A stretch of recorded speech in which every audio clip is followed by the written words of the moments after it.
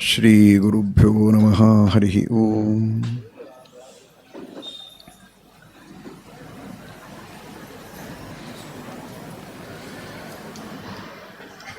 ಯತ್ಪದಂ ವೇದ ಸಂವೇದ್ಯಂ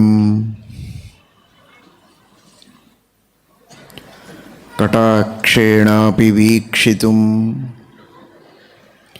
ನ ಕ್ಷಮಂತೆ ವಿಮತಯಸ್ತಮುಪಾಸೇ ಶ್ರಿಯಃ ಪತಿಂ.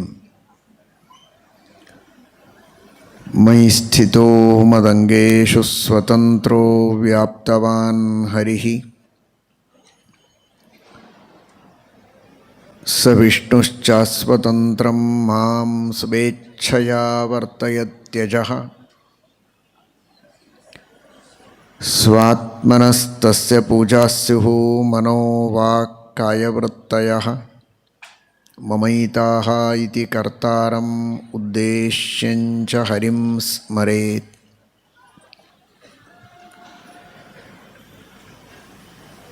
ಸಚ್ಛಾಸ್ತ್ರೋದಿತವರ್ತ್ಮನಾ ಪದಮಿದಂ ಧ್ಯಾಯನ್ ಮದಂಕಾಂಕಿತಃ. ಮನ್ಮಂತ್ರಂ ಜಪ ಶಾಸ್ತ್ರಸಂಪದಮಥೋ ದಾಸ್ಯಾಮಿ ಭಾಗ್ಯೈಃ ಸಹ. ತತ್ತತ್ವಾನ್ಯಪಿ ಬೋಧಯಾಮಿ ತದನುಪ್ರಾಪ್ಯೋ ಮದಂಘ್ರಿರ್ಭವೇತ್. ಇತ್ಯಾಘೋಷಯತೀವ ಯಃ ಕರಚಯೈಸ್तं ವಾಜಿವಕ್ತ್ರಂ ಭಜೆ. ಧರ್ಮವಿಜ್ಞಾನವೈರಾಗ್ಯಪರಮೈಶ್ವರ್ಯಶಾಲಿನಃ ಆನಂದತೀರ್ಥಭಗವತ್ಪಾದಾನ್ ವಂದೇ ನಿರಂತರಂ. ನೌಮಿನ್ಯಾಯಸುಧಾದಿಕೃಜ್ಜಯಮುನೀನ್ ಶ್ರೀಪಾದರಾಟ್ಸನ್ಮಣೀನ್ ವ್ಯಾಸಾರ್ಯಾನ್ ವಿವಿಧಾಗಮಬ್ಧಿವಿಹರಾನ್ ಶ್ರೀವಾದಿರಾಜಾನಪಿ. ವಂದೇ ಹಂಸವರಾನ್ ರಘೂತ್ತಮಗುರೂನ್ ವೈದಗ್ಧ್ಯವರಾಂ ನಿಧೀನ್ ಶ್ರೀಸತ್ಯವ್ರತ ರಾಘವೇಂದ್ರ ಮುನಿಪಾನ್ ಸದ್ಬೋಧಸಧ್ಯಾನಪಾನ್. ಸತ್ಯಾಭಿಜ್ಞಕರಾಬ್ಜೋತ್ಥಾನ್ ಪಂಚಾಶದ್ವರ್ಷಪೂಜಕಾನ್ ಸತ್ಯಪ್ರಮೋದತೀರ್ಥಾರ್ಯಾನ್ ನೌಮಿನ್ಯಾಯಸುಧಾರತಾನ್.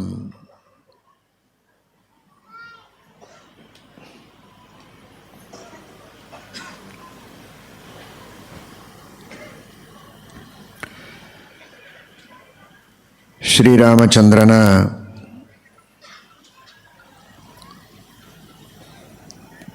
ತಾರಕವಾದ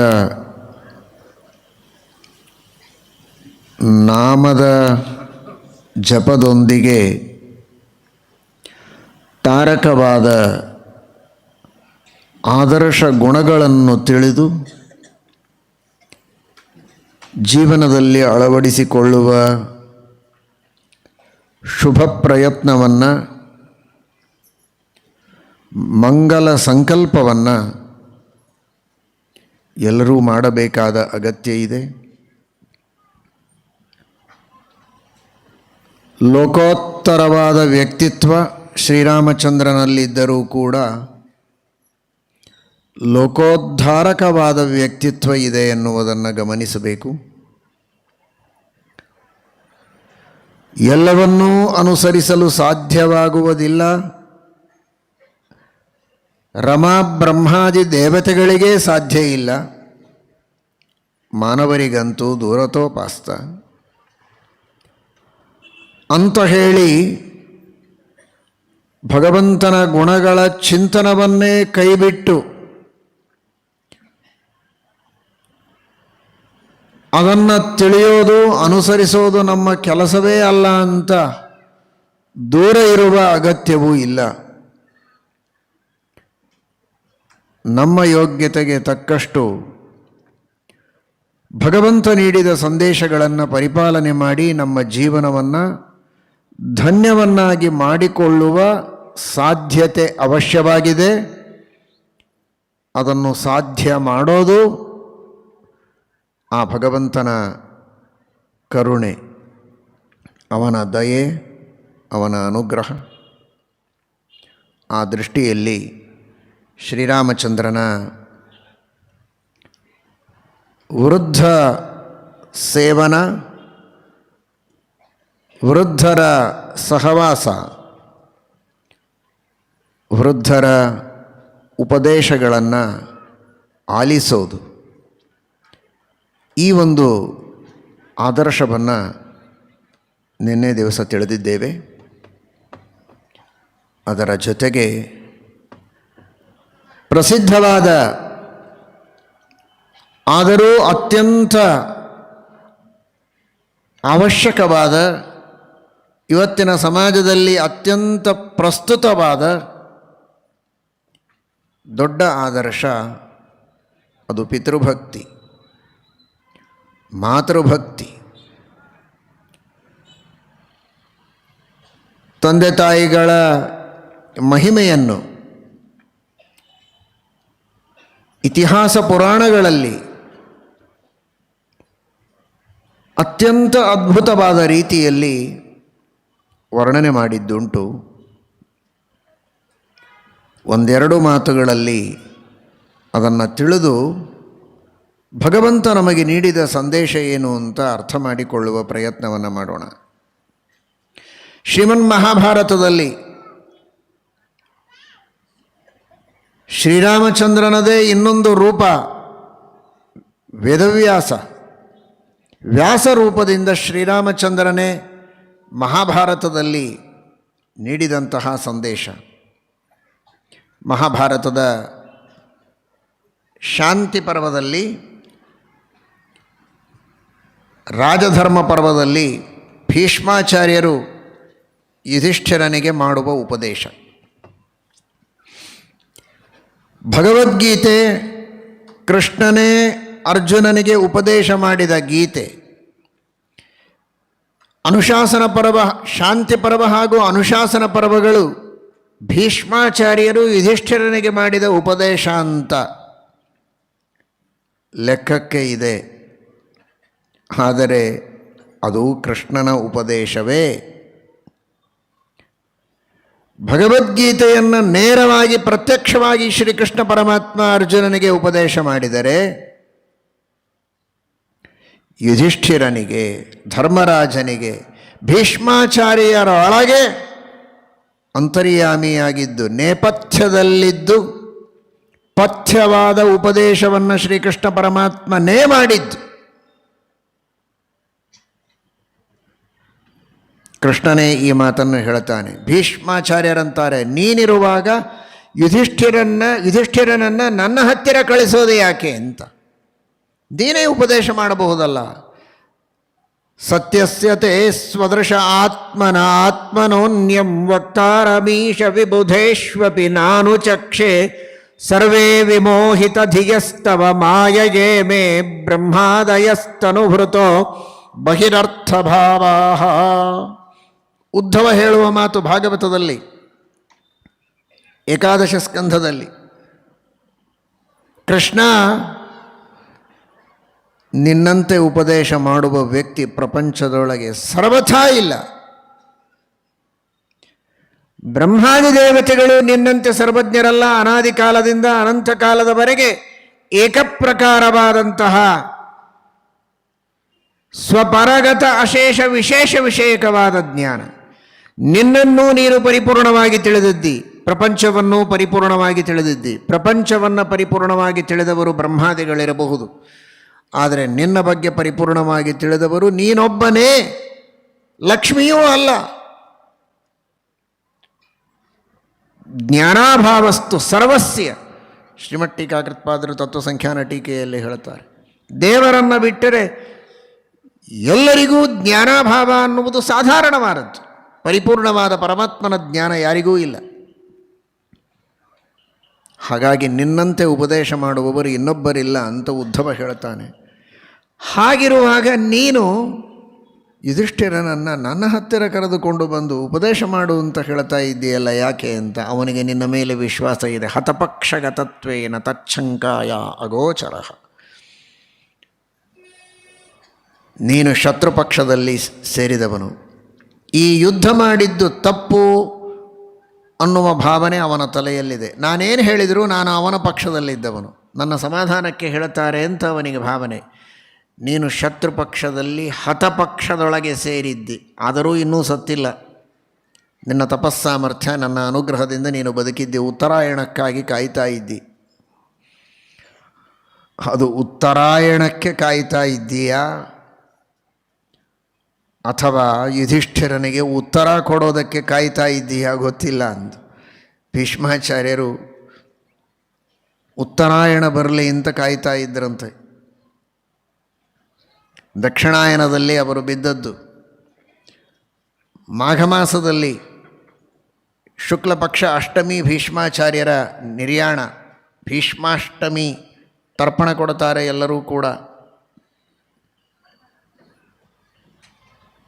ಇದೀಗ ಕೇಳಿದರೆ ನಮ್ಮ ಭಾರತ ದೇಶದ ಮಹಿಮೆ, ಭಾರತೀಯ ಸಂಸ್ಕೃತಿಯ ಹಿರಿಮೆ, ಗರಿಮೆ, ಮೇಲ್ಮೆ. ಇವತ್ತು ದೇಹ ಕೊಟ್ಟವರು, ದೇಹದ ಅನುಬಂಧಿಗಳು, ಸಂಬಂಧಿಗಳು, ಅವರು ಮಾತ್ರ ಬಂಧುಗಳಲ್ಲ. ಜ್ಞಾನವನ್ನು ನೀಡಿದ ಭೀಷ್ಮಾಚಾರ್ಯರು, ಬ್ರಹ್ಮಚಾರಿಗಳಾದ ಭೀಷ್ಮಾಚಾರ್ಯರು, ನೈಷ್ಠಿಕ ಬ್ರಹ್ಮಚರ್ಯವನ್ನು ಪರಿಪಾಲನೆ ಮಾಡಿದ ಒಬ್ಬ ಭೀಷ್ಮಾಚಾರ್ಯ, ಮಹಾಭಾರತದಲ್ಲಿ ಶಾಂತಿ ಪರ್ವ, ಅನುಶಾಸನ ಪರ್ವಗಳ ಮೂಲಕವಾಗಿ ಧರ್ಮದ ಸಂಹಿತೆಯನ್ನು ಬಿಚ್ಚಿಟ್ಟ ಆ ಮಹಾನುಭಾವ. ಅಂತಹ ಭೀಷ್ಮಾಚಾರ್ಯರಿಗೆ ಇವತ್ತು ಎಲ್ಲರೂ ತರ್ಪಣವನ್ನು ಕೊಡ್ತಾರೆ, ಭೀಷ್ಮಾಷ್ಟಮಿ. ಅಂತಹ ಆ ಭೀಷ್ಮಾಚಾರ್ಯರು ಅರ್ಜುನನ ಬಾಣಗಳು ಕಾಣದಂತೆ ಅರ್ಜುನನ ಬಾಣದಿಂದ ಹತರಾದವರು. ಅರ್ಜುನಸ್ಯ ಇಮೇ ಬಾಣಾಹ ನೇಮೇ ಬಾಣಾ ಶಿಖಂಡಿನಃ. ಎದುರಿಗೆ ಶಿಖಂಡಿಯನ್ನು ನಿಲ್ಲಿಸಿರ್ತಾರೆ. ಆ ಶಿಖಂಡಿ ಎದುರಿಗೆ ಬಂದರೆ ನಾನು ಯುದ್ಧ ಆಡೋದಿಲ್ಲ ಅಂತ ಭೀಷ್ಮಾಚಾರ್ಯರ ಪ್ರತಿಜ್ಞೆ. ನಿಮಿತ್ತ ಮಾತ್ರಕ್ಕೆ ಶಿಖಂಡಿ ಎದುರಿಗೆ ನಿಂತಿದ್ದಾನೆ, ಆದರೆ ಹಿಂದಿನಿಂದ ಬಾಣ ಬಿಟ್ಟದ್ದು ಅರ್ಜುನ. ಭೀಷ್ಮರಿಗೆ ಗೊತ್ತು ಶಿಖಂಡಿ ಯಾರು, ಅವನ ಸಾಮರ್ಥ್ಯ ಏನು, ಶಕ್ತಿ ಏನು, ಅರ್ಜುನನ ಶಕ್ತಿ ಸಾಮರ್ಥ್ಯಗಳೇನು ಅಂತ. ಬಾಣಗಳು ಪುಂಖಾನುಪುಂಖವಾಗಿ ವೇಗದಿಂದ ಬಂದು ದೇಹಕ್ಕೆ ತಾಕಿ ರಕ್ತ ಸುರಿಯೋ ಹಾಗೆ ಬಡಿತಾ ಇದ್ದರೆ ಅವರು ಹೇಳ್ತಾರೆ, ಇದು ಶಿಖಂಡಿಯ ಬಾಣಗಳೇ ಅಲ್ಲ, ಅರ್ಜುನನ ಬಾಣಗಳೇ ಇದು. ಕೆಳಗೆ ಬೀಳ್ತಾರೆ. ಶರ ಪಂಜರ, ಮೈಯೆಲ್ಲ ಬಾಣ, ಬಿದ್ದರೆ ನೆಲಕ್ಕೆ ಬಿದ್ದಿಲ್ಲ, ಬಾಣಗಳೇ ಅವರಿಗೆ ಶಯ್ಯ ಆಗಿದೆ. ಶರಪಂಜರದ ಮೇಲೆ, ಬಾಣದ ಹಾಸಿಗೆಯ ಮೇಲೆ ಮಲಗಿದ್ದಾರೆ. ಹಂಸತೂಲಿಕಾ ತಲ್ಪದ ಮೇಲೆ ಮಲಗಿದರೂ ನಿದ್ದೆ ಬರೋದಿಲ್ಲ ಶ್ರೀಮಂತರಿಗೆ, ಹೊರಳಾಡ್ತಾ ಇರ್ತಾರೆ. ಬಾಣದ ಹಾಸಿಗೆಯ ಮೇಲೆ ಮಲಗಿದ್ದಾರೆ. ಇವತ್ತು ನಿಮ್ಮೆಲ್ಲರಿಗೆ ಧರ್ಮೋಪದೇಶವನ್ನು ಮಾಡಿದಂತಹ ಭೀಷ್ಮಾಚಾರ್ಯರು ತಾವು ಮಾಡಿದ ಪಾಪಗಳಿಗೆ ಇದು ಪ್ರಾಯಶ್ಚಿತ್ತ ಅಂತ ಭಾವಿಸಿದ್ದಾರೆ. ದುರ್ಯೋಧನನ ಅನ್ನದ ರಕ್ತ ಎಲ್ಲ ಸುರಿದು ಹೋಗ್ತಾ ಇದೆ, ಹೋಗಲಿ ಅಂತಂತಾರೆ.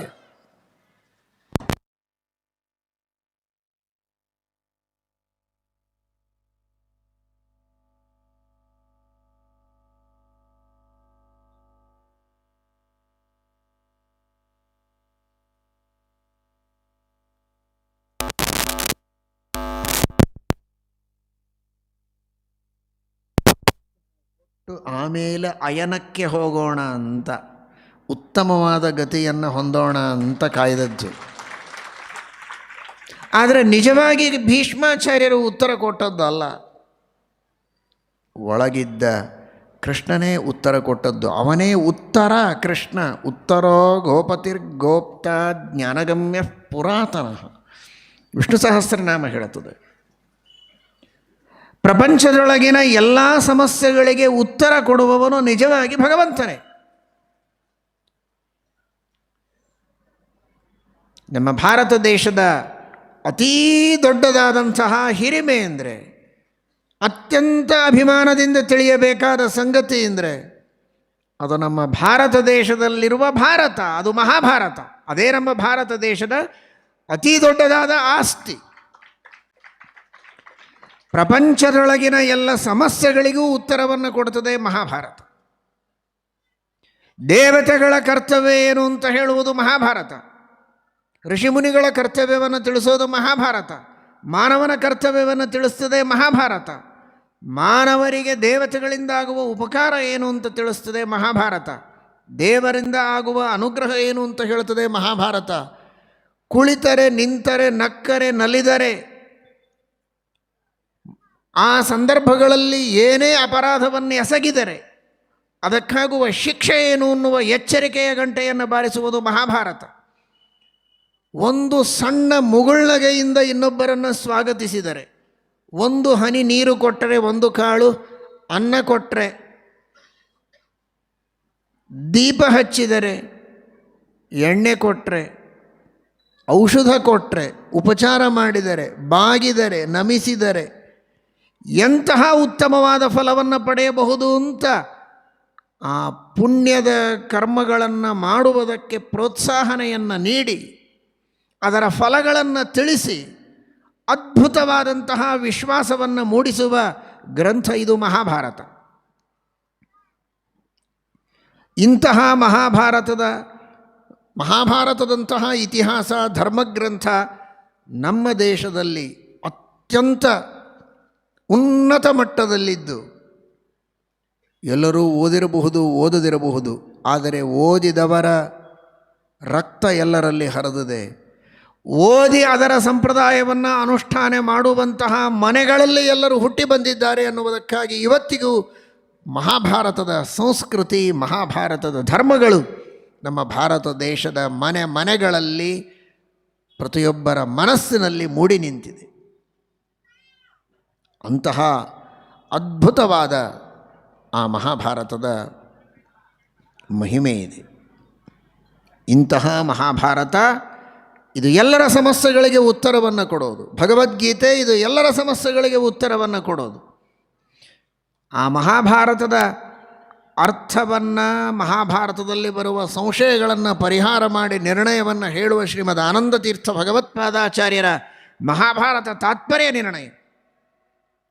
ಇವತ್ತು ನಮ್ಮ ಮಾಧ್ವ ಸಂಪ್ರದಾಯದಲ್ಲಿ ಯಾವುದೇ ಪ್ರಶ್ನೆಗಳು ಬರಲಿ, ಏನೇ ಸಮಸ್ಯೆಗಳು ಬರಲಿ, ಈ ಕಾರ್ಯ ಮಾಡಬೇಕೋ ಮಾಡಬಾರದು, ಇದು ಶುಭವೋ ಅಶುಭವೋ, ಇದರಿಂದ ಯಶಸ್ಸೋ ಅಪಯಶಸ್ಸೋ, ಜಯವೋ ಪರಾಜಯವೋ, ಮುಂದೆ ಹೋಗಬೇಕೋ ಹಿಂದೆ ಹೋಗಬೇಕೋ, ನಿಂತಲ್ಲಿರಬೇಕೋ, ಯಾವುದೇ ಸಮಸ್ಯೆ ಇರಲಿ, ಲೌಕಿಕ ವೈದಿಕ,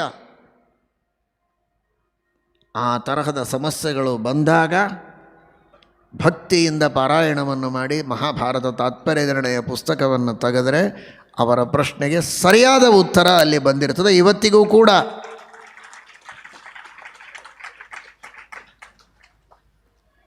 ಅದಕ್ಕೆ ನೂರಾರು ಜನ ಇಲ್ಲಿ ಸಾಕ್ಷಿಗಳಿದ್ದಾರೆ.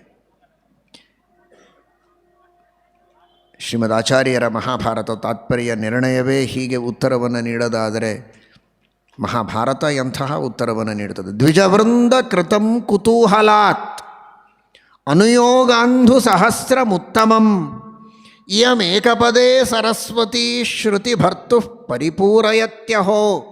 ನಾರಾಯಣ ಪಂಡಿತಾಚಾರ್ಯರ ಸುಮಧ್ವ ವಿಷಯದಲ್ಲಿ ಹೇಳ್ತಾರೆ, ಸಹಸ್ರಾರು ಜನರು ಪ್ರಶ್ನೆ ಮಾಡ್ತಾ ಇದ್ರಂತೆ, ಸಾವಿರಾರು ಪ್ರಶ್ನೆಗಳನ್ನು. ಅನುಯೋಗಾಂಧು ಸಹಸ್ರಮುತ್ತಮಂ, ಒಂದು ವಚನದಿಂದ ವೇದವ್ಯಾಸ ದೇವರು ಎಲ್ಲರ ಪ್ರಶ್ನೆಗಳಿಗೆ ಉತ್ತರವನ್ನು ಕೊಡ್ತಾ ಇದ್ದಂತೆ. ಇಯಮೇಕಪದೇ ಸರಸ್ವತಿ ಶ್ರುತಿ ಭರ್ತು ಪರಿಪೂರಯತ್ಯಹೋ, ಅದು ವೇದವ್ಯಾಸ ದೇವರ ವಾಣಿ. ಅಂತಹ ಉತ್ತರವನ್ನೇ ಕೊಡುವುದಕ್ಕಾಗಿರುವ ಭಗವಂತನಿಗೆ ಉತ್ತರ ಅಂತ ಹೆಸರು. ಆ ಉತ್ತರನಾದ ಪರಮಾತ್ಮನೇ ಭೀಷ್ಮಾಚಾರ್ಯರಲ್ಲಿ ನಿಂತು ಉತ್ತರವನ್ನು ಕೊಟ್ಟದ್ದು. ಹಾಗಾಗಿ ಭಗವದ್ಗೀತೆಯಂತೆ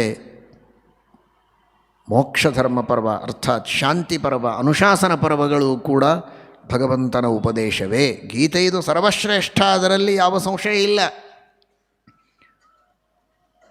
ಆದರೂ ಅನುಶಾಸನ ಪರ್ವ, ಶಾಂತಿ ಪರ್ವಗಳು ಕೂಡ ಅಂತರ್ಯಾಮಿಯಾಗಿದ್ದು ಪರಮಾತ್ಮ ಉಪದೇಶ ಮಾಡಿದ್ದು ವಿಶೇಷವಾಗಿ. ಒಂದು ಕಡೆಗೆ ಪರಮಾತ್ಮ ತಾನು ಉಪದೇಶ ಮಾಡುತ್ತಾನೆ, ನುಡಿತಾನೆ, ಇನ್ನೊಂದು ಕಡೆಗೆ ನಡೆದು ತೋರಿಸ್ತಾನೆ. ನುಡಿದಂತೆ ನಡೆದು ತೋರಿಸಿ ನೀವು ಹೀಗೆ ನಡೆಯಬೇಕು ಅಂತ ನಮಗೆ ಕಲಿಸ್ತಾನೆ. ಇದು ಭಗವಂತನ ಅದ್ಭುತವಾದಂತಹ ಅವತಾರದ ಲೀಲೆ, ಅವನ ಚರಿತ್ರೆ. ಭೀಷ್ಮರಲ್ಲಿ ಅಂತರ್ಯಾಮಿಯಾಗಿ ಕೃಷ್ಣ ಹೇಳ್ತಾನೆ, ಮಾತಾ ಪಿತ್ರೋರ್ಗುರುಣಾಂಚ ಪೂಜಾ ಬಹುಮತಾ ಮಮ ಅತ್ರ ವರ್ತನ್ನರೋ ಲೋಕಾನ್ ಯಶಶ್ಚ ಮಹದಶ್ನುತೆ. ತಂದೆ ತಾಯಿಗಳ ಗುರುಗಳ ಸೇವೆಯನ್ನು ಮಾಡಬೇಕಾದದ್ದು ಕರ್ತವ್ಯ ಕರ್ಮಗಳಲ್ಲಿ ಅತೀ ಶ್ರೇಷ್ಠವಾದ ಕರ್ತವ್ಯ. ಇದು ನನ್ನ ಸಿದ್ಧಾಂತ ಎಂಬುದಾಗಿ ಭೀಷ್ಮಾಚಾರ್ಯರು ಹೇಳ್ತಾರೆ, ಶ್ರೀಕೃಷ್ಣ ಹೇಳ್ತಾನೆ.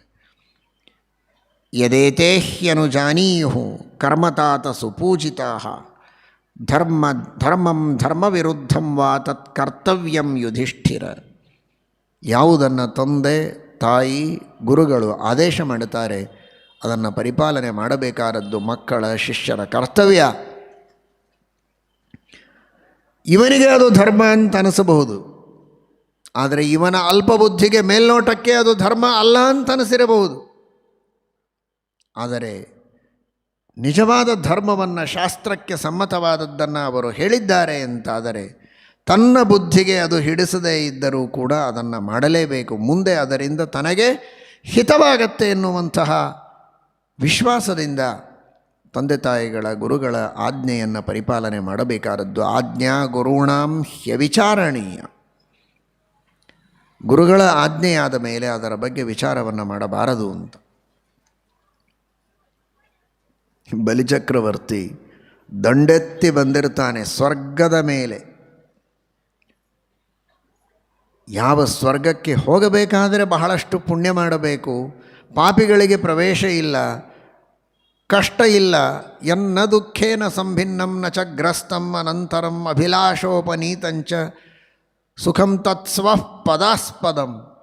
ಅಂತಹ ಸುಖವನ್ನು, ದುಃಖವಿಲ್ಲದ ಸುಖವನ್ನು ಅನುಭವಿಸುವ ಆ ಸ್ಥಾನದಲ್ಲಿ ಆಕ್ರಮಣ ಮಾಡಿ ಅದನ್ನೇ ವಶಕ್ಕೆ ತೆಗೆದುಕೊಳ್ಳಬೇಕು ಅಂತ ಬಲಿಚಕ್ರವರ್ತಿ ಬಂದಾಗ ಏನು ಮಾಡಲಿ ನಾನು ಅಂತ ಕೇಳುವುದಕ್ಕೆ ಹೋಗ್ತಾನೆ ಇಂದ್ರ ಬೃಹಸ್ಪತ್ಯಾಚಾರ್ಯರಿಗೆ, ಗುರುಗಳಿಗೆ.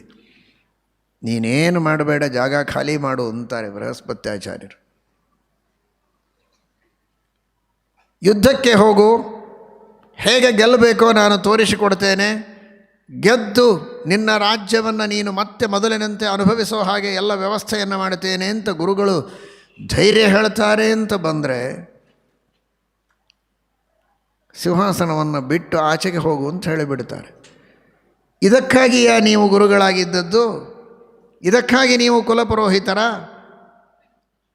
ಆಚಾರ್ಯರ ನೀವು ಅಂತ ಜಗಳ ಆಡಬಹುದಿತ್ತು, ಬೈಬಹುದಾಗಿತ್ತು, ನಿಂದೆ ಮಾಡಬಹುದಾಗಿತ್ತು. ಆದರೆ ಇಂದ್ರದೇವರು ಜಗತ್ತಿಗೆ ತಿಳಿಸಿಕೊಡ್ತಾರೆ, ಆಜ್ಞಾ ಗುರುಣಾಂ ಹ್ಯವಿಚಾರಣೀಯ. ನೀನು ಸಿಂಹಾಸನವನ್ನು ಖಾಲಿ ಮಾಡಿ ಎಲ್ಲ ದೇವತೆಗಳನ್ನು ಕರೆದುಕೊಂಡು ಸ್ವರ್ಗ ಖಾಲಿ ಮಾಡಿ ಕೊಟ್ಟು ಹೋಗು ಬಲಿಚಕ್ರವರ್ತಿಗೆ. ಇದೇ ಈಗ ನೀನು ಮಾಡಬೇಕಾದ ಕರ್ತವ್ಯ ಅಂತ. ನನ್ನ ಗುರುಗಳಾಗಿ ಶತ್ರುವಿಗೆ ರಾಜ್ಯವನ್ನು ಕೊಡುವಂಥ ಉಪದೇಶ ಮಾಡ್ತೀರಲ್ಲ ಅಂತ ಒಂದೇ ಒಂದು ಮಾತು ಇಂದ್ರನ ಬಾಯಿಯಿಂದ ಬರಲಿಲ್ಲ. ಹೇಗೆ ನಿಂತಿದ್ನೋ ಹಾಗೆ ಹೊರಟ, ಸಿಂಹಾಸನ ಬಿಟ್ಟು, ಸ್ವರ್ಗ ಬಿಟ್ಟು. ಅದಕ್ಕೆ ಕಾರಣವನ್ನು ಬೃಹಸ್ಪತ್ಯಾಚಾರ್ಯರು ಹೇಳಿದರು. ಈಗ ಅವನಿಗೆ ಮಹರ್ದಶ ಇದೆ, ಗುರುಗಳ ಅನುಗ್ರಹದ ಬಲ ಇದೆ, ಶುಕ್ರಾಚಾರ್ಯರ ಅನುಗ್ರಹ ಇದೆ. ಏಷ ವಿಪ್ರಬಲೋದರ್ಕ ಸಂಪ್ರತ್ಯೂರ್ಜಿತ ವಿಕ್ರಮ ಈಶಾಮೇವ ಅವಮಾನೇನ ಸಾನುಬಂಧೋ ವಿನಂಕ್ಷತಿ. ಯಾವಾಗ ಅವನು ಗುರುದ್ರೋಹ ಮಾಡ್ತಾನೆ ಆಗ ದುರ್ಬಲನಾಗ್ತಾನೆ. ಮತ್ತೆ ಅವನನ್ನು ಸೋಲಿಸಿ ನೀನು ರಾಜ್ಯವನ್ನು ಆಳುವಂತಹ ಕಾಲ ಬರ್ತದೆ. ಆದರೆ ಎಲ್ಲಿಯವರೆಗೆ ಅವನಿಗೆ ಗುರುಬಲ ಇದೆ ಅಲ್ಲಿಯವರೆಗೆ ನೀನು ಹೋಗಬೇಡ ಅನ್ನೋದನ್ನು ನಾನೊಬ್ಬ ಗುರುವಾಗಿಯೇ ನಿನಗೆ ಹೇಳ್ತಾ ಇದ್ದೇನೆ. ಈಗ ಅದನ್ನು ಬಿಡೋದೇ ನಿನಗೆ ಗುರುಬಲ, ಅದೇ ಗುರುವಿನ ಆದೇಶ. ವಿಚಾರ ಮಾಡಲಿಲ್ಲ ಇಂದ್ರ. ಆಜ್ಞಾ ಗುರುಣಾಂ ಹ್ಯವಿಚಾರಣೀಯ. ಗುರುಗಳ ಆಜ್ಞೆಯನ್ನು ಪರಿಪಾಲನೆ ಮಾಡಿದ್ದಾನಷ್ಟೆ.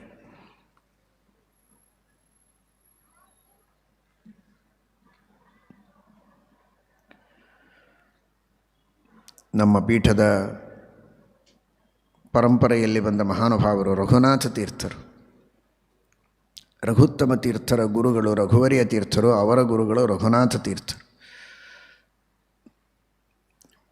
ಮಳಖೇಡದಲ್ಲಿ ಶ್ರೀಮದ್ ಅಕ್ಷೋಭ್ಯ ತೀರ್ಥರ, ಶ್ರೀಮದ್ ಟೀಕಾಕೃತ್ಪಾದರ ಮೂಲ ವೃಂದಾವನದ ಸನ್ನಿಧಾನದಲ್ಲಿ ಪಕ್ಕದಲ್ಲಿಯೇ ವಿರಾಜಮಾನರಾದವರು.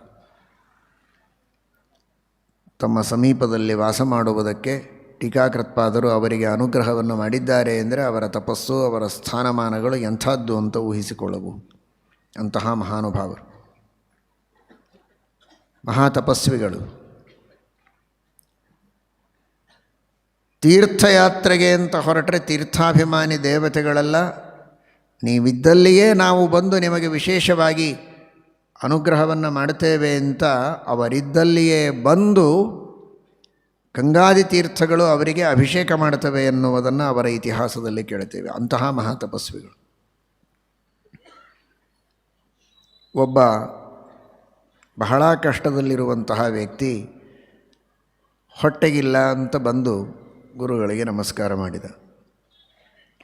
ಗುರುಗಳು ಮಂತ್ರಾಕ್ಷತೆಗಳನ್ನು ಕೊಡುವುದರ ಜೊತೆಗೆ ನೀನು ಪ್ರತಿದಿನವೂ ಒಂದು ನಿಯಮ ಇಟ್ಕೋ, ನಿನಗೆಲ್ಲ ಒಳ್ಳೆಯದಾಗತ್ತೆ ಅಂತ. ಏನು ನಿಯಮ ಮಾಡಲಿ? ನನಗೆ ಯಾವ ನಿಯಮಗಳೂ ಇಲ್ಲ, ನಾನಷ್ಟು ಹೆಚ್ಚು ಆಚಾರವಂತನಲ್ಲ, ಸಾಮಾನ್ಯ ಲೌಕಿಕ ಜೀವನದಲ್ಲಿ ಇದ್ದವನು ಅಂತ. ಇರಲಿ ಪರವಾಗಿಲ್ಲ, ಆದರೂ ಒಂದು ನಿಯಮ ಹೇಳ್ತೇನೆ ಅಂತ. ಏನು ಹೇಳ್ತಾರೋ ಅಂತ ಗಾಬರಿಯಾಗಿದ್ದ ಅವನು.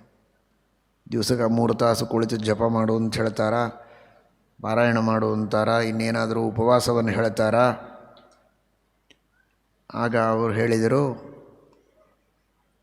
ನೀನು ನಿತ್ಯವೂ ಒಂದು ಬೋಳ ತಲೆ ನೋಡಿ ಊಟ ಮಾಡು ಅಂದರು.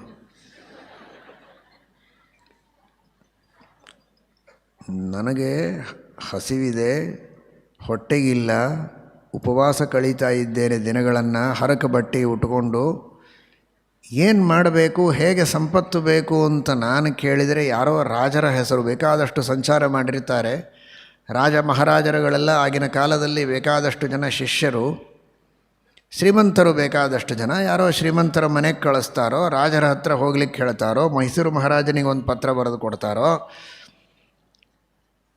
ಅಂತ ನಾನು ತಿಳ್ಕೊಂಡಿದ್ರೆ ಇವರೇನು ಬೋಳ ತಲೆ ನೋಡಿ ಊಟ ಮಾಡು ಅಂತಾರಲ್ಲ, ಏನು ಮಾಡಬೇಕು ಅಂತ ಹೀಗೆ ಅಂದ್ಕೊಳ್ಳಬಹುದಿತ್ತು. ಆದರೆ ಅಂದ್ಕೊಳ್ಳಿಲ್ಲ ಅವನು.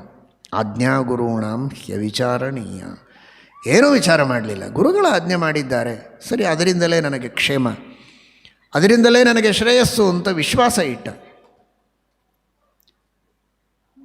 ಬೋಳತಲೆ ಅಂದರೆ ಸಾಮಾನ್ಯವಾಗಿ ವಿದ್ವಾಂಸರು ಸದಾಚಾರಿಗಳೇ ಬೋಳತಲೆ ಇರ್ತದೆ. ನಿತ್ಯ ಸದಾಚಾರಿಗಳಾದ ಬ್ರಾಹ್ಮಣರು, ವಿದ್ವಾಂಸರು, ಪಾಠ ಪ್ರವಚನದಲ್ಲೇ ಆಸಕ್ತರು, ಜಪ ತಪಸ್ಸು ಅನುಷ್ಠಾನಗಳನ್ನು ಮಾಡುವವರು ಆಗಿನ ಕಾಲದಲ್ಲಿ ಬೇಕಾದಷ್ಟು ಜನ, ಈಗಿನ ಕಾಲದಲ್ಲೇ ಬೇಕಾದಷ್ಟು ಜನ ಸಿಗ್ತಾರೆ, ಆಗಿನ ಕಾಲಕ್ಕಂತೂ ಬೇಕಾದಷ್ಟು ಜನ. ಹೀಗಾಗಿ ಅವನಿಗೇನು ಸಮಸ್ಯೆ ಇರಲಿಲ್ಲ. ನಿತ್ಯವೂ ಒಬ್ಬರೇನೂ ಬೇಕಾದಷ್ಟು ಜನ ಕಾಣಿಸ್ತಾ ಇದ್ದರು, ನಮಸ್ಕಾರ ಮಾಡ್ತಾ ಇದ್ದ. ನೋಡಿ, ಅಷ್ಟೆಲ್ಲ ಸಜ್ಜನರ ದರ್ಶನವೇ ಒಂದು ದೊಡ್ಡ ಪುಣ್ಯ. ನಹ್ಯಮ್ಮಯಾನಿ ತೀರ್ಥಾನಿ ನ ದೇವಾಹ ಮೃಚ್ಛಿಲಾಮಯಾ ತೇ ಪುನಂತ್ಯುರುಕಾಲೇನ ದರ್ಶನಾದೇವ ಸಾಧವಃ. ಜ್ಞಾನಿಗಳ ದರ್ಶನವನ್ನು ಮಾಡೋದು, ಸದಾಚಾರಿಗಳ ದರ್ಶನ ಮಾಡೋದರಿಂದಲೇ ಪಾಪಗಳ ಪರಿಹಾರ ಇದೆ, ಪುಣ್ಯದ ಪ್ರಾಪ್ತಿ ಇದೆ, ಲಾಭ ಇದೆ. ವಿಶ್ವಾಸ ಮಾತ್ರ ಬೇಕು. ಆ ರೀತಿ ನಿತ್ಯವೂ ದರ್ಶನ ಮಾಡ್ತಾ ಮಾಡ್ತಾ ಪುಣ್ಯವನ್ನು ಶೇಖರಣೆ ಮಾಡಿಕೊಳ್ತಾ ಇದ್ದಾನೆ. ಇವನಿಗೆ ಕಾಣಿಸೋದಲ್ಲ ಪುಣ್ಯ, ಅದು ಇವನಲ್ಲಿ ಶೇಖರಣೆ ಆಗ್ತಾ ಇದೆ. ಏನು ದಾರಿದ್ರ್ಯಕ್ಕೆ ಕಾರಣವಾದ ಪಾಪಗಳಿತ್ತೋ ಅವುಗಳು ಸವಿತಾ ಇವೆ. ಒಂದು ದಿನ ಬಂತು, ಯಾರ ಮನೆಯಲ್ಲಿ ಬೇರೆ ಊರಿನಲ್ಲಿ ಮದುವೆ ಇತ್ತೋ, ಏನು ದೊಡ್ಡ ಯಜ್ಞಯಾಗ ಇತ್ತೋ, ಅಥವಾ ದೊಡ್ಡ ಸಭೆ ಇತ್ತೋ, ಮಹಾಸಮಾರಾಧನೆ ಇತ್ತೋ, ಊರಲ್ಲಿದ್ದ ಎಲ್ಲ ವಿದ್ವಾಂಸರು ಬ್ರಾಹ್ಮಣರು ಖಾಲಿ, ಎಲ್ಲರೂ ಬೇರೆ ಊರಿಗೆ ಹೋಗಿದ್ದಾರೆ. ಇವನು ದಿವಸ ಹೇಳೋ ಹಾಗೆ ಎದ್ದ, ಹುಡುಕ್ತಾನೆ, ಒಂದು ಬೋಳು ತಲೆನೂ ಸಿಗಲಿಲ್ಲ. ಅವರೇನು ಪಂಡಿತರನ್ನು ನೋಡು ಅಂತೇನು ಹೇಳಿರಲಿಲ್ಲ, ಬೋಳು ತಲೆ ನೋಡಿದರೆ ಸಾಕು ಅಂತ ಹೇಳಿದರು. ಪ್ರಾಯ ವಿದ್ವಾಂಸರು ಸಜ್ಜನರು ಇರ್ತಾರೆ ಎನ್ನುವ ದೃಷ್ಟಿಯಲ್ಲಿ ಇವನಿಗೆ ಯಾವುದೂ ಸಿಗಲಿಲ್ಲ. ಬೋಳು ತಲೆಯ ಗಂಡಸರೂ ಸಿಗಲಿಲ್ಲ, ಹೆಣ್ಣುಮಕ್ಕಳೂ ಸಿಗಲಿಲ್ಲ. ಮಡಿ ಹೆಂಗಸು ಸಿಕ್ಕರು ಸಾಕು ಅಂತ ಅಂದ್ಕೊಂಡಿದ್ದ, ಅವರೂ ಸಿಕ್ಕಿಲ್ಲ. ಏನು ಮಾಡಬೇಕು? ಸಂಜೆ ತನಕ ಹಸಿವೆ, ಊಟ ಮಾಡೋ ಹಾಗಿಲ್ಲ. ಆಜ್ಞಾ ಗುರುಣಾಂಶ ವಿಚಾರಣೀಯ, ಗುರುಗಳ ಆಜ್ಞೆ ಮಾಡಿದ್ದಾರೆ. ಒಬ್ಬರೂ ಸಿಕ್ಕಿಲ್ಲ ಊರೊಳಗೆ. ಕೊನೆಗೆ ರಾತ್ರಿ ಆಗಿದೆ, ಹಾಗೆ ಮಲ್ಕೊಂಡಿದ್ದಾನೆ. ಏನು ಇವ್ರು ಹೇಳೋರು ಬೇಕಾದ್ದು ಹೇಳ್ತಾರೆ, ನಾವು ಅದನ್ನೆಲ್ಲ ಮಾಡಲಿಕ್ಕೆ ಆಗ್ತದೇನೋ ಅಂತ ಊಟ ಮಾಡಲಿಲ್ಲ ಪಾಪ, ಉಪವಾಸ ಹಾಗೆ ಮಲಗಿದ. ಸ್ವಲ್ಪ ಕತ್ತಲೆ ಆದ ಮೇಲೆ ಎಲ್ಲೋ ಒಂದು ಕಡೆಗೆ ಬೆಳಕು ಕಾಣಿಸ್ತು. ಸಣ್ಣ ಆಗಿನ ಕಾಲ, ಹಳೆ ಕಾಲ, ಒಂದು ಎಣ್ಣೆ ದೀಪ ಹಚ್ಚಿಕೊಂಡು ಯಾರೋ ಒಬ್ಬರು ಏನೋ ಕೆಲಸ ಮಾಡ್ತಾಯಿದ್ರು. ಆ ಮಿಣಿ ಮಿಣಿ ಮಿಣಿ ದೀಪ, ಆ ದೀಪದ ಬೆಳಕೊಳಗೆ ಅವನಿಗೆ ಬೋಳತಲೆ ಕಾಣಿಸ್ತು. ಏನು ಸಂತೋಷ ಅವನಿಗೆ! ಸಿಕ್ಕ ಸಿಕ್ಕ ಸಿಕ್ಕ ಅಂತ ತನ್ನ ಮನೆ ಮೇಲೆ ನಿಂತು ಜೋರಾಗಿ ಒದರಿದ. ಅವನಿಗೆ ಗಾಬರಿ ಆಯಿತು, ನನ್ನ ಇವನು ಯಾವಾಗ ನೋಡಿದ, ಸಿಕ್ಕ ಸಿಕ್ಕ ಅಂತ ಒದರ್ತಾನಲ್ಲ ಅಂತ. ಸುಮ್ಮನೆ ಇರೋ ಮಹಾರಾಯ, ಒದರಬೇಡ ಅಂದ. ನನಗೇನಿದು ಸಿಗತ್ತೋ ಅದರೊಳಗೆ ಅರ್ಧ ನಿನಗೆ, ಅರ್ಧ ನನಗೆ, ಒದರಬೇಡ, ಜನ ಎಲ್ಲ ಹೇಳ್ತಾರೆ ಮಲ್ಕೊಂಡವರು ಅಂತ. ಅಲ್ಲಿ ನಡೀತಾ ಇದ್ದ ಘಟನೆ ಅಂದರೆ, ಅವರ ಮನೆಯಲ್ಲಿ ಒಂದು ದೊಡ್ಡದಾದ ನಿಧಿ ಇತ್ತು, ಬಂಗಾರದ ಹಂಡೆ. ಅವರ ಹಿಂದಿನ ಕಾಲದ ಪೂರ್ವಜರು ಯಾರೋ ಇಟ್ಟಂತಹ ಬಂಗಾರದ ನಾಣ್ಯಗಳ ಹಂಡೆ. ಯಾರೂ ಇಲ್ಲದೆ ಇದ್ದಾಗ ರಾತ್ರಿ ಅದನ್ನು ತೆಗೆದು ಅವ ಅದರೊಳಗಿನ ದುಡ್ಡು ತಗೊಳ್ತಾ ಇದ್ದ. ಇವನಿಗೆ ಅದು ಗೊತ್ತಿಲ್ಲ ಏನು ತಗೊಳ್ತಾನೆ ಅಂತ.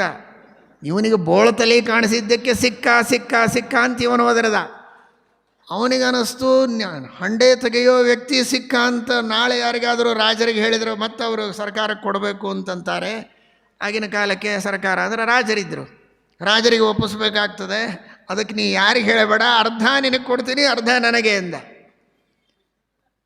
ಏನಾಯಿತು? ಗುರುಗಳ ಮಾತನ್ನು ಕೇಳಿದ್ದಕ್ಕೆ, ಇಷ್ಟು ದಿವಸ ಸಜ್ಜನರ ದರ್ಶನ ಮಾಡಿದ್ದಕ್ಕೆ, ಪುಕ್ಕಟೆಯಾಗಿ ಯಾರದೋ ಮನೆಯಲ್ಲಿರುವ ಬಂಗಾರದ ಹಂಡೆ, ಅರ್ಥಾತ್ ಬಂಗಾರದ ನಾಣ್ಯಗಳಿಂದ ಕೂಡಿದ ಹಂಡೆದೊಳಗಿನ ಅರ್ಧ ಹಂಡೆ ಇವನಿಗೆ ಬಂತು. ಅರ್ಧಕ್ಕರ್ಧ ನಾಣ್ಯಗಳು. ಇವ ಅಲ್ಲ, ಇವರ ಮಗ, ಮೊಮ್ಮಗ, ಮರಿಮಗ ಎಲ್ಲರೂ ಸುಖವಾಗಿ ಬದುಕೋ ಅಷ್ಟು ಸಂಪತ್ತು ಮನೆ ತುಂಬ ಬಂದು ಹೋಯಿತು.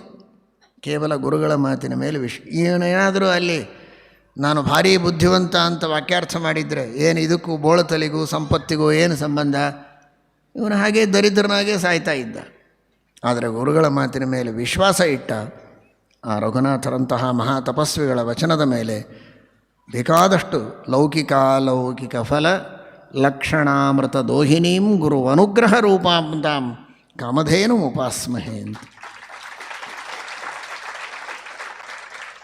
ಆ ತರಹದ ಒಂದು ಶ್ರದ್ಧೆ, ವಿಶ್ವಾಸ ಗುರುಗಳ ವಚನದ ಮೇಲೆ, ತಂದೆ ತಾಯಿಗಳ ವಚನದ ಮೇಲೆ ಮನುಷ್ಯನಿಗೆ ಇದ್ದರೆ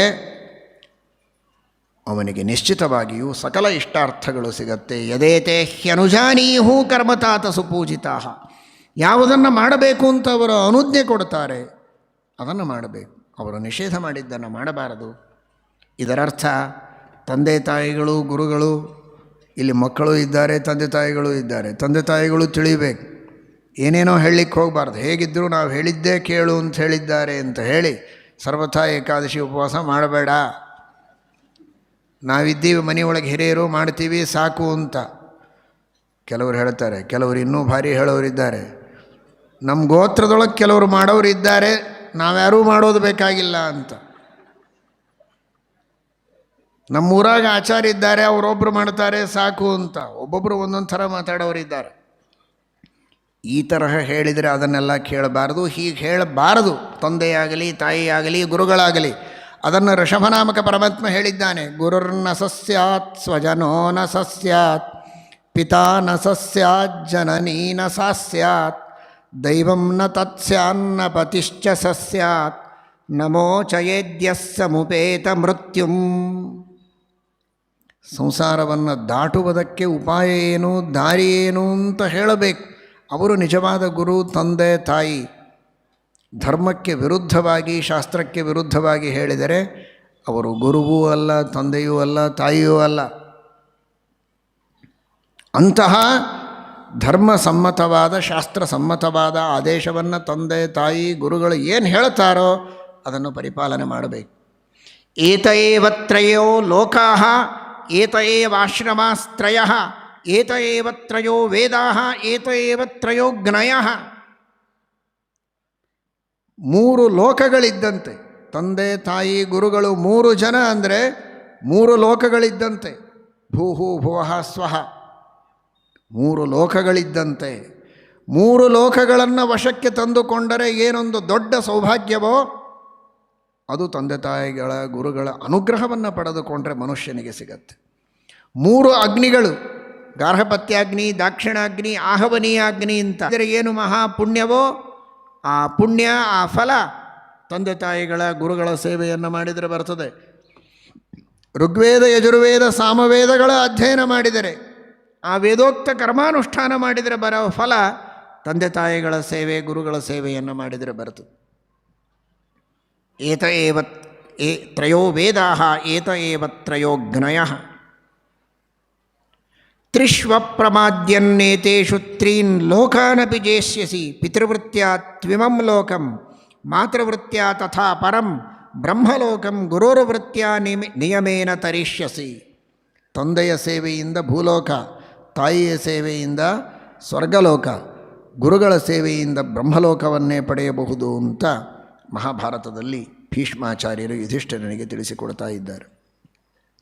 ನೈತಾನ್ ಅತಿಶಯೀಥಾಸ್ತ್ವಂ ನಾತ್ಯಶ್ನೀಥಾಃ ನ ದೂಷಯೇಹೇ ನಿತ್ಯಂ ಪರಿಚರೇಶ್ಚೈವ ತದ್ವೈ ಸುಕೃತಮುತ್ತಮಂ.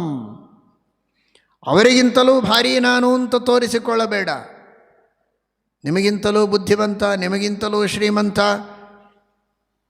ನಿಮಗಿಂತಲೂ ನನ್ನ ಶಕ್ತಿ, ಸಾಮರ್ಥ್ಯ, ಅಧಿಕಾರಗಳು ಬಹಳ ಇವೆ, ನಿಮಗೇನು ತಿಳಿತದೆ, ನಿಮಗೇನು ಬುದ್ಧಿ ಇದೆ, ಸುಮ್ಮನೆ ಕೂಡು, ತಿಳಿಯೋದಿಲ್ಲ ನಿನಗೆ. ತಂದೆ ತಾಯಿಗಳಿಗೆ, ಗುರುಗಳಿಗೆ ಈ ತರಹದ ಭಾಷೆಯನ್ನು ಉಪಯೋಗಿಸುವುದಲ್ಲ. ನಿನಗೆ ತಿಳಿಯೋದಿಲ್ಲ, ಬುದ್ಧಿ ಇಲ್ಲ, ದಡ್ಡ, ಹೀಗೆಲ್ಲ ಮಾತನಾಡುವವರಿದ್ದಾರೆ. ಯುವಕರೂ ಇದ್ದಾರೆ, ಕೆಲವರು ಹಿರಿಯರೂ ಇದ್ದಾರೆ. ತಾವೂ ತಂದೆ ತಾಯಿಯಿಂದಾಗಿ ಮಕ್ಕಳನ್ನು ಮೊಮ್ಮಕ್ಕಳನ್ನು ನೋಡಿದ ಹಿರಿಯರು ತಮ್ಮ ತಂದೆ ತಾಯಿಗಳಿಗೆ ಗೌರವ ಕೊಡಬೇಕು ಅನ್ನುವ ಪ್ರಜ್ಞೆಯನ್ನು ಪಡೆದುಕೊಳ್ಳದೇ ಇರುವ ಸ್ಥಿತಿಯಲ್ಲಿಯೂ ಕೆಲವು ಕಡೆಗೆ ನೋಡೋದಕ್ಕೆ ಸಿಗ್ತಾರೆ. ಗುರುಂ ಹುಂಕೃತ್ಯ ತ್ವಂಕೃತ್ಯ ವಿಷ್ಠಾಯಾಂ ಜಾಯತೆ ಕ್ರಿಮಿ 60 ವರ್ಷ ಸಹಸ್ರಾಣಿ ಅಂತ. ತಂದೆ ತಾಯಿಗಳಿಗೆ, ಗುರುಗಳಿಗೆ ತಿರಸ್ಕಾರ ಮಾಡಿದರೆ, ನಿನಗೆ ಬುದ್ಧಿ ಇಲ್ಲ, ತಿಳುವಳಿಕೆ ಇಲ್ಲ ಅಂತ ಹೀಯಾಳಿಸಿದರೆ 60,000 ವರ್ಷಗಳವರೆಗೆ ಮಲಮೂತ್ರಗಳಲ್ಲಿ ಕ್ರಿಮಿಯಾಗಿ ಹುಟ್ಟುತ್ತಾನೆ. ಕ್ರಿಮಿಗೆ ಎಷ್ಟು ದಿವಸ ಆಯುಷ್ಯ ಇರುತ್ತದೆ? 1 ತಾಸು, 2 ತಾಸು, 1 ದಿವಸ, 2 ದಿವಸ. ಆದರೆ 60,000 ವರ್ಷ ಅಂದರೆ ಅಷ್ಟು ಸಲ ಹುಟ್ಟುತ್ತಾನೆ ಅಂತ ಅರ್ಥ. ಅಂತಹ ನೀಚವಾದ ಜನ್ಮದಲ್ಲಿ ಹುಟ್ಟಿ ದುಃಖವನ್ನು ಅನುಭವಿಸುವಂತಹ ಸಂದರ್ಭ ಬರ್ತದೆ. ಎಂದಿಗೂ ದೊಡ್ಡವರಿಗೆ ತಿರಸ್ಕಾರ ಮಾಡಬಾರದು ಅಂತ ಶಾಸ್ತ್ರ ಅಷ್ಟು ಒತ್ತು ಕೊಟ್ಟು ಹೇಳ್ತದೆ. ನೈತಾನ್ ಅತಿಶಯೀಥಾಸ್ತ್ವಂ. ಅವರಿಗೆ ಸುಮ್ಮನೆ ಏನೋ ತಿನ್ನಲಿಕ್ಕೆ ಶಕ್ತಿ ಇಲ್ಲ ಅಂದರೆ ಮಾತು ಬೇರೆ, ಅನಾರೋಗ್ಯ ಇದೆ ಎನ್ನುವ ಕಾರಣಕ್ಕಾಗಿ ಬೇಡ ಅಂದರೆ ಮಾತು ಬೇರೆ, ವೈದ್ಯರ ಸಲಹೆಯಂತೆ. ಅದಿಲ್ಲದಂತೆ ಶಕ್ತಿ ಸಾಮರ್ಥ್ಯಗಳು ಇದ್ದು ಅಪೇಕ್ಷೆ ಇದ್ದಾಗಲೂ ಅವರಿಗೆ ಕೊಡದೆ ತಾನೇ ತಿನ್ನುವುದು. ನಾತ್ಯಶ್ನೀಥಾಃ, ಅವರಿಗೆ ಕೊಡದೆ ನೀನು ತಿನ್ನಬೇಡ ಅಂತ ಹೇಳ್ತಾರೆ. ಯಾವಾಗಲೂ ಅವರ ಸೇವೆಯನ್ನು ಮಾಡಬೇಕಾದದ್ದೇ ಉತ್ತಮವಾದಂಥದ್ದು.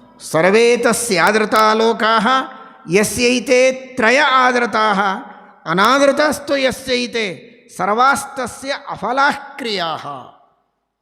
ಏನು ವೇದವ್ಯಾಸದೇವರ ವಾಣಿ ನೋಡಿ.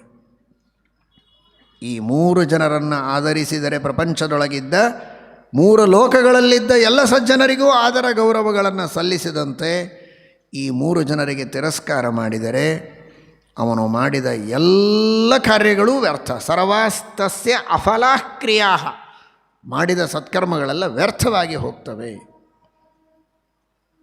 ಇಷ್ಟು ಮಹತ್ವವನ್ನು ತಿಳಿಸಿಕೊಡ್ತಾರೆ. ಗುರುರ್ಗರೀಯಾನ್ ಪಿತೃತೋ ಮಾತೃತಶ್ಚೇತಿ ಮೇ ಮತಿ ಉಭೌ ಹಿ ಮಾತಾಪಿತರೌ ಜನ್ಮನ್ಯೇವೋಪಯುಜ್ಯತಃ ಶರೀರಮೇತೌ ಸೃಜತಃ ಪಿತಾ ಮಾತಾ ಚ ಭಾರತ ಆಚಾರ್ಯ ಶಿಷ್ಟಾಯ ಜಾತಿ ಸಾ ಸಮ್ಯಗ್ ಅಜರಾಮರ. ಅದರಲ್ಲಿಯೂ ತಂದೆ ತಾಯಿಗಳಿಗಿಂತಲೂ ಬ್ರಹ್ಮಜ್ಞಾನವನ್ನು ಉಪದೇಶ ಮಾಡಿದ ಗುರುಗಳು ಅತ್ಯಂತ ಉತ್ತಮರಾದವರು. ಅವರು ಮಾಡಿದ ಉಪಕಾರ ಮೋಕ್ಷದವರೆಗೂ ನಮಗೆ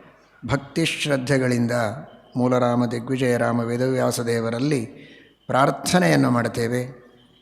ಎಲ್ಲ ಶ್ರದ್ಧಾಳುಗಳಿಗೂ, ಉಪವಾಸವನ್ನು ಮಾಡಿ ಸಮರ್ಪಣೆಯನ್ನು ಮಾಡಿದ ಭಕ್ತರಿಗೆ ಹಾಗೂ ಉಪವಾಸವನ್ನು ಮಾಡುವವರಿಗೆ ಮಾಡಬೇಡ ಅಂತ ಹೇಳದೆ ಸಹಕರಿಸಿದ ಎಲ್ಲ ಭಕ್ತರಿಗೂ, ವಿಶೇಷವಾಗಿ ಶಾಸ್ತ್ರಗಳನ್ನು ಶ್ರವಣ ಮಾಡುವ ಸೌಭಾಗ್ಯ, ಧರ್ಮದ ಹಾಗೂ ಧರ್ಮಾಧ್ಯಕ್ಷನಾದ ಭಗವಂತನ ಉತ್ತಮವಾದ ಜ್ಞಾನ, ಎಲ್ಲ ಬಂಧು ಬಾಂಧವರ ಮೇಲೆ, ಇಷ್ಟ ಮಿತ್ರರ ಮೇಲೆ ಮಾಡುವ ಪ್ರೀತಿಗಿಂತಲೂ ಉತ್ತಮವಾದ ಪ್ರೀತಿಯನ್ನು ಭಗವಂತನಲ್ಲಿ ಮಾಡುವ ಸುಯೋಗ, ಹಾಳು ಹರಟೆ, ಹಾಳು ವಿಷಯಗಳ ಸಂಪರ್ಕ ಬಿಟ್ಟು ಏಕಾಗ್ರ ಮನಸ್ಸಿನಿಂದ ಭಗವಂತನ ಸೇವೆಯನ್ನು ಮಾಡುವ ವೈರಾಗ್ಯ, ಈ ಸಾಧನೆಯನ್ನು ಮಾಡುವುದಕ್ಕೆ ಯಾವ ಅಡ್ಡಿ ಆತಂಕಗಳು ಬರದಂತೆ ದೀರ್ಘವಾದ ಆಯುಷ್ಯ ಆರೋಗ್ಯಗಳು ಎಲ್ಲ ಬಂಧು ಬಾಂಧವರು, ಇಷ್ಟ ಮಿತ್ರರು, ತಂದೆ ತಾಯಿ ಮಕ್ಕಳು ಎಲ್ಲರೂ ಸಂತೋಷದಿಂದ, ಒಂದೇ ಮನಸ್ಸಿನಿಂದ, ಆನಂದದಿಂದ, ಸೌಹಾರ್ದದಿಂದ, ಪ್ರೀತಿಯಿಂದ, ಮನಸ್ತಾಪ ಇಲ್ಲದಂತೆ ಜೀವನವನ್ನು ನಡೆಸುವ ಒಂದು ಸೌಭಾಗ್ಯವನ್ನು ಎಲ್ಲರಿಗೂ ದೇವರು ಕರುಣಿಸಲಿ. ವಿಶೇಷವಾಗಿ ಮೋಕ್ಷ ಸಾಧನೆಯನ್ನು ಮಾಡಿಸಲಿ, ಧರ್ಮವನ್ನು ಮಾಡಿಸಲಿ ಅಂತ ಎಲ್ಲರ ಪರವಾಗಿ ಪ್ರಾರ್ಥನೆಯನ್ನು ಮಾಡ್ತಾ ಇದ್ದೇವೆ. ಇದನ್ನೇ ಎಲ್ಲರೂ ಬಹುಮಾನ ಅಂತ ಸ್ವೀಕರಿಸಬೇಕು. ಜೈ ಶ್ರೀರಾಮ್. ಹಯಗ್ರೀವ ಹಯಗ್ರೀವ ಹಯಗ್ರೀವೇತಿ ಯೋ ವದೇತ್ ತಸ್ಯ ನಿಸ್ಸರತೆ ವಾಣಿ ಜಹ್ನುಕನ್ಯಾ ಪ್ರವಾಹವತ್. ಹಯಗ್ರೀವ ಹಯಗ್ರೀವ ಹಯಗ್ರೀವೇತಿ ವಾದಿನಂ ನರಂ ಮುಂಚಂತಿ ಪಾಪಾನಿ ದರಿದ್ರಮಿವ ಯೋಷಿತಃ. ಹಯಗ್ರೀವ ಹಯಗ್ರೀವ ಹಯಗ್ರೀವೇತಿ ಯೋ ಧ್ವನಿಃ ವಿಶೋಭತೆ ಚ ವೈಕುಂಠ ಕವಾಟೋದ್ಘಾಟನಧ್ವನಿಃ. ಹಯಗ್ರೀವ ಭಗವಾನ್ ಕೀ.